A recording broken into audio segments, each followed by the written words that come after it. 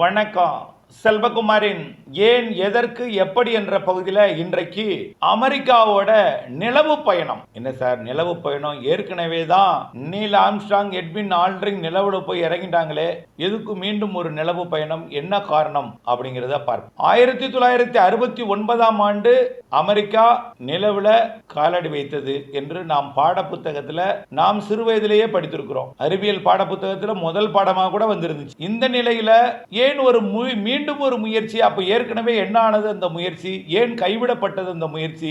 இப்போ என்ன நடந்துகிட்டு இருக்கு நிலவு பயணத்துல அப்படிங்கறத பார்ப்போம். நேற்று முன்தினம் அமெரிக்காவோட புளோரிடா மாகாணத்திலிருந்து ஆர்டெமிஸ் 2 என்ற ஒரு திட்டத்தின் மூலமாக ஆரியன் விண்கலம் மூலமாக 4 பேர் நிலவை நோக்கி பயணம் மேற்கொண்டிருக்கிறாங்க. இந்த திட்டத்தில் என்ன நோக்கம்னா, நிலவுக்கு பயணம் மேற்கொள்றது, நிலவை போய் ஒரு 4500 மைல் தூரத்தில் நெருங்கி நிலவை சுற்றி பார்த்து விட்டு மீண்டும் பூமிக்கு திரும்புவது. எல்லாத்துக்கும் 10 நாள். நிலாவுக்கு போறது எவ்வளவு தூரம், இதை 10 நாள்ல போய் நிலாவை சுத்தி பார்த்துட்டு தொலைவில் இருந்து புகைப்படம் எடுத்துக்கொண்டு பார்த்துவிட்டு நேரடியாக பார்த்துவிட்டு வருதல் தான் இந்த திட்டத்தோட நோக்கம். சார் நம்ம தான் நிலாவை பார்க்கிறோமே அப்படின்னு நீங்க நினைக்கலாம். நிலாவை நாம் பார்ப்பது எல்லாம் ஒரு பக்கம் மட்டும்தான் பார்த்துட்டு இருக்கோம். பூமி தன்னைத்தானே சுற்றுவதும், நிலா தன்னைத்தானே சுற்றுவதும், நிலா பூமியை சுற்றி வருவதும், சூரியன் அதாவது சூரியனை மையமாக வைத்து நிலாவும் பூமியும் இணைந்து சுற்றுவதும், இது எல்லா டைமும் நிலாவை ஒரு பக்கத்தை மட்டும்தான் பார்க்க முடியுது. அந்த மாதிரி செட்டிங். இன்னொரு பக்கத்தை இதுவரைக்கும் நாம வெறும் கண்ணால் பார்த்ததே கிடையாது. வெறும் கண்ணால் என்ன, புகைப்படம் எடுத்து மட்டும்தான் பார்த்துருக்குமே தவிர நிலாவை ஒரு பக்கத்தை மட்டும்தான் நம்ம பார்த்துட்டு இருக்கோம். ஒரு பக்கம் மட்டும்தான் ஒளி வீசுவதை பார்க்கிறோம், ஒரு பக்கம் மட்டும்தான் அது பிறையாக தேய்வதை பார்க்கிறோம், ஒரு பக்கம் மட்டும்தான் பார்த்துட்டு இருக்கோம். இன்னொரு பக்கத்தில் என்ன இருக்கிறது, அதோட வடிவம் எப்படி, அதில் எப்படிப்பட்ட மலைகள் இருக்கிறதா அல்லது சமவெளியாக இருக்கிறதா, இதை நாம் பார்த்ததே கிடையாது. இதை ஆராய்வதற்காக அமெரிக்கா ஒரு திட்டத்தை உருவாக்கி இதுல ஒரு பெண்மணியும் பயணிக்கிறார். போயிட்டாங்க நேற்று முன்தினம். இன்றைக்கு 3வது நாள் போயிட்டு இருக்கு. இன்னும் 7 நாள் கழிச்சு திரும்பி பூமிக்கு பசிபிக் பெருங்கடல அந்த விண்கலம் கடல்ல விழும். பாதுகாப்பாக மீட்பார்கள், தரையிறங்காது. போன ராக்கெட்டு திரும்பி வந்தால் தான் நம்ம தரையிறங்க முடியும். அது சர்வதேச விண்வெளி நிலையத்தில் போய் இணைஞ்சு ரிப்பேர்லாம் பார்த்துட்டு அதில் உள்ள கட்டுமான பணியெல்லாம் பார்த்துட்டு திருப்பி எடுத்துட்டு இறங்கலாம். இது அப்படி அல்ல. ராக்கெட் போய் நிலாவில் விட்டுரும். அங்கிருந்து தனியாக இயக்கி கொண்டு போய் அது நிலாவை சுற்றி பார்த்துட்டு மீண்டும் பூமிக்கு இயங்கி கடல்ல விழணும். கடலில் பசிபிக் பெருங்கடலில் சரியாக இயக்கி கடல்ல விழணும். அவர்களை மீட்பார்கள். இதுதான் நம்முடைய திட்டம். சரி, அப்ப 1969 எப்படி சாத்தியமானது? இப்ப என்ன புதுசா 6000 பேர் போறாங்களே, கேள்விதானே உங்களுக்கு வருதா வரலையா? அப்போ போனாங்களே போகலையா? ஏற்கனவே ஒரு முயற்சி எடுத்திருந்தாங்கன்னா அதோட தொடர்ச்சியா தானே இது இருக்கணும். ரஷ்யா அமெரிக்காவுக்கு முன்னாடியே நிலாவுக்கு போய் பார்த்துட்டு வந்தாங்க. என்ன நம்ம விட முந்தி ரஷ்யா போறாங்களே. ரஷ்யாவில் இந்தியாவுக்கு ரொம்ப நேச நாடு, ரொம்ப ரொம்ப நெருங்கிய நண்பர். உலகத்திலேயே இந்தியாவுக்கு மிக நெருங்கிய நண்பர்னா ரஷ்யா. இப்போ வரைக்கும் ரஷ்யா ரொம்ப நெருங்கிய நண்பர் தான். பல்வேறு அமெரிக்க நெருக்குதல் காரணமா சிலவற்றை சூசகமா ரஷ்ய அதிபர்கிட்ட பேசிக்கொண்டு தான் சில நடவடிக்கைகள் இறங்க வேண்டி இருக்கு. ஏன்னா அந்த அளவுக்கு நண்பர் இல்லையா. நண்பர்கிட்ட அனுமதி பெறாமல் போக முடியாது. அது ரொம்ப நல்ல பண்பு. மிரட்டலுக்கு அடிபணிவது என்பது வேறு.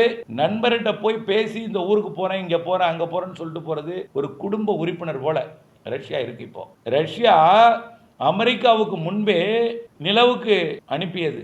அதுக்கப்புறம் ரஷ்யாவை விட நாம முந்திக் கொள்ள வேண்டும், ரஷ்யாவை நாம் தோற்கடிக்க வேண்டும், தோற்கடித்ததாகவாவது காட்ட வேண்டும் என்பதற்காக அமெரிக்கா என்ன செஞ்சாங்க, அப்போலோ விண்கலத்தை அனுப்புனாங்க. பல பேர் போனாங்க. அதுல இறுதியாக 2 பேர் போய் அதாவது சந்திரன் மீது இறங்கி அமெரிக்க கொடியை நட்டதாகவும், அது பறக்குது. அதுக்கு நிறைய கேள்வியெல்லாம் வந்துச்சு. எப்படி பறந்தது, அங்கதான் காற்றே இல்லையே, எப்படி பறந்ததெல்லாம் பெரிய வினாவெல்லாம் வந்துச்சு. அப்போ உங்கள் முடிவுக்கே விட்டுறேன். அப்போ 1969 அமெரிக்கா விண்வெளி பயணத்தை மேற்கொண்டு சந்திரன்ல போய் இறங்கியதா, உங்கள் முடிவுக்கு விட்டுறேன். இறங்கியதென்றால் அதோட தொழில்நுட்பத்தை வைத்துத்தானே தொடர்ந்து அவர்கள் முன்னேற வேண்டும். ஏற்கனவே சந்திரன்ல இறங்கினாங்க. சரி, இப்ப அதே தொழில்நுட்பத்தை வைத்து என்ன செய்யணும், மேலும் மேலும் வளர்ச்சி. ஏதாவது தோல்வி இருந்தாலும் இடையில ஒரு 1970 ஒரு தோல்வி ஏற்பட்டது. தோல்வி ஏற்பட்டாலும் அந்த தோல்விக்கான காரணத்தை ஆராய்ந்து, விபத்தின் காரணத்தை ஆராய்ந்து வெற்றி பெறுவதற்கான நடவடிக்கை தானே எடுக்கணும். இன்னமும் புதுசா சந்திரனை போய் தேடிட்டு போற மாதிரி இப்ப போறாங்க. இந்தியா ஏற்கனவே சந்திரன்ல 2 விண்கலத்தை இறக்கி அடுத்தடுத்து படங்களை எல்லாம் அனுப்பி சந்திரனில் தண்ணீர் இருப்பதாகவும் இந்தியா உலகத்திற்கு செய்தியை சொல்லியிருக்கு. இந்த ஆய்வு ஒருபுறம் இருக்க, சீனா 2030 மனிதனை சந்திரன்ல போய் இறங்க வைக்க போறதா ஒரு திட்டத்தை போட்டிருக்காங்க. 2030 சீனா சந்திரனுக்கு ஆளை அனுப்ப போது இறங்கி பார்ப்பதற்கு, இறங்கி சோதனை நடத்துவதற்கு. இந்தியா 2040 சந்திரன்ல போய் இறங்குவதற்கு, மனிதனை அனுப்புவதற்கு திட்டம் போட்டிருக்காங்க 2040. அப்போ 2028 அமெரிக்கா சந்திரனில் போய் இறங்க வைக்கிறதுக்கான முயற்சியை, சந்திரன்ல மனிதனை இறக்கிறதுக்கான முயற்சியை மேற்கொண்டிருக்கு. 2028 அமெரிக்கா சந்திரனில் மனிதனை இறக்குவதற்கான முயற்சியை மேற்கொண்டிருக்கு. தரையெல்லாம் விட்டாச்சு. அடுத்தது இப்போ விண்வெளி புரட்சி, விண்வெளி அடுத்தது போயிட்டு இருக்கு. என்ன நடக்கணும் யோசிச்சு பாருங்க. பூமியை விட்டுட்டு அடுத்தது போனா அங்க போய் என்ன செய்வாங்க? இப்படி ஒவ்வொரு நாட்டுக்கும் பிரச்சனை வந்தா சர்வதேச விண்வெளி நிலையத்தை ஏதோ ஒற்றுமையா ஓட்டிட்டு இருக்காங்க. ரஷ்யா, அமெரிக்காவோட கூட்டு முயற்சி, பல்வேறு நாடுகளின் கூட்டு முயற்சி காரணமா சர்வதேச விண்வெளி நிலையம் கட்டுமான பணி முடிந்து அங்கிருந்தபடி ஆய்வெல்லாம் மேற்கொண்டிருக்கிறார்கள். இப்போ விண்வெளி பயணத்தை மேற்கொண்டு, இப்ப சந்திரன் பயணத்தை மேற்கொண்டிருக்கூடிய இந்த 4 பேரில் ஒருவர் ஓராண்டு சர்வதேச விண்வெளி நிலையத்தில் பணியாற்றியவர், தங்கியிருந்து பணியாற்றியவர். இப்போ அவரும் ஒரு பெண்மணி உட்பட சந்திரனை சுற்றி பார்ப்பதற்கு புறப்பட்டிருக்காங்க. இன்றையோட 3வது நாள் ஆயிட்டு. இன்னும் 7 நாள் முடித்து 10வது நாள் பசிபிக் பெருங்கடல இறங்குவாங்க. இவரோட பணி என்னன்னு பார்த்தீங்கன்னா, சுமார் 4500 மைல் தொலைவில் இருந்து சந்திரனுக்கு மிக நெருக்கமாக சந்திரனை சுற்றி வட்டம் அடித்து தாங்களே இயக்க போறாங்க.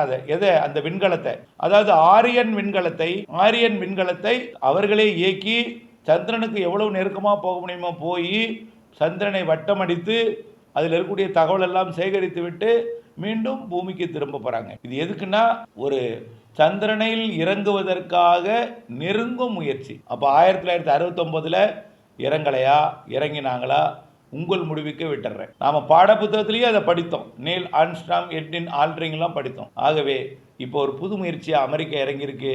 அடுத்த முயற்சியா சீனா அப்போ சந்திரன்ல போய் காலடி வைக்க போகுது அமெரிக்கா. அடுத்தது சீனா வைக்க போகுது. அடுத்து இந்தியா வைக்க போகுது. இனி சந்திரனோட ஆய்வில் அடுத்தடுத்த மைல்கல் எப்படி இருக்கும் என்பதை பொறுத்திருந்து பார்ப்போம். மேலும் இவங்க பயணம் மேற்கொண்ட எவ்வளவு தூரம் தெரியுமா பயணம் மேற்கொள்ளுவாங்க? சுமார் கிட்டத்தட்ட ஒரு 4 லட்சம் கிலோமீட்டர் தொலைவு, இவங்க 4.5 லட்சம் கிலோமீட்டர் இவங்க பயணிக்கணும். மொத்த தூரத்தை பயணித்தால்தான் இந்த 10 நாளில் இவங்க இந்த சாதனையை முடித்து கொண்டு பூமிக்கு திரும்ப முடியும். தொடர்ந்து இவருடைய பயணம் வெற்றியடைய சந்திரன் தொடர்பான உண்மை தகவல் நமக்கு கிடைக்க பிரார்த்திப்போம். நன்றி.